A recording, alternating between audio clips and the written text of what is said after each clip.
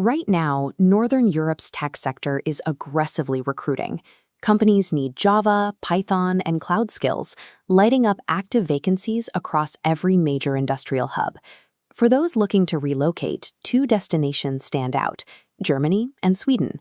Both countries are targeting international talent, but they operate on completely different structural frameworks. The decision involves a specific trade-off. You have to choose between a system that prioritizes speed and entry volume versus an ecosystem that offers a lower cultural barrier for English speakers. There is no single correct country here. The right move depends on your current career stage, your timeline, and your willingness to commit to language study. Making this transition work means looking past the top-line job counts and matching a country's actual bureaucratic reality to your personal constraints. Germany lists 8,000 active IT jobs across 165 locations, with 4 to 12-week visas. Sweden has 20,000 unfilled positions, concentrated in Stockholm, with work permits taking 3 to 10 months. Mid-level salaries? Germany offers 60,000 to 78,000 euros. Sweden converts to roughly 65,000 to 75,000 euros. The critical difference here isn't the base pay, it's the processing window, up to 10 months in Sweden versus a few weeks in Germany. While Sweden presents a high volume of theoretical openings, Germany provides the bureaucratic machinery to get foreign workers onto a payroll quickly. Germany's primary engine is the EU Blue Card. Securing an IT job over 46,000 euros takes just 4 to 12 weeks to process.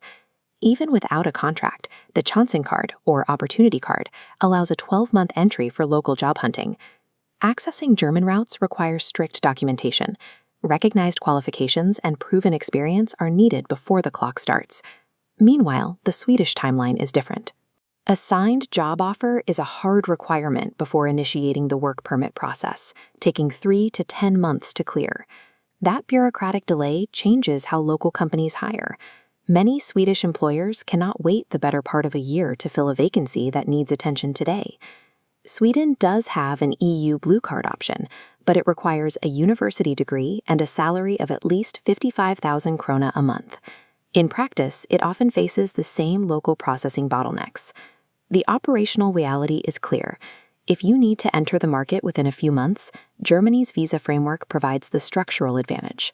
This quadrant chart maps language against opportunity volume. In Germany, relying on English limits you to specific startup ecosystems in Berlin and Munich. However, achieving B1 or B2 German expands your access to thousands of roles across 165 different cities. Reaching B2 German requires hundreds of hours of study outside your office schedule. Looking at Sweden, a map shifts. Stockholm's tech sector operates almost entirely in English, creating a frictionless professional environment from day one.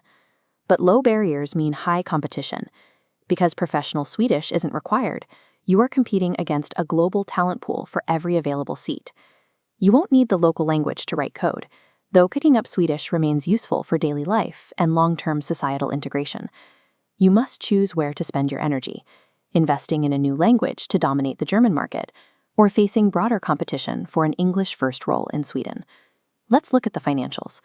In Sweden, mid to senior IT roles pay between 55,000 and 100,000 krona a month. In local currency, those figures look substantial.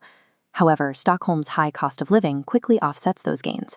It's a concentrated market with high-demand urban housing, significantly compressing your actual monthly savings. Germany offers 60,000 to 78,000 euros for mid-level professionals, with senior roles often exceeding 95,000 euros. The economic advantage here is decentralized geography. With jobs across cities like Cologne, port hubs like Hamburg, and markets like Frankfurt, you can choose locations where living costs don't consume your entire paycheck.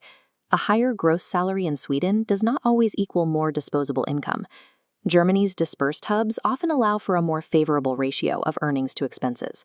We can map these factors to your specific situation. To find your most effective path, identify your primary constraint. First is the fast tracker. You prioritize immediate entry, the fastest possible visa processing, and access to a high volume of job listings. Your choice is Germany.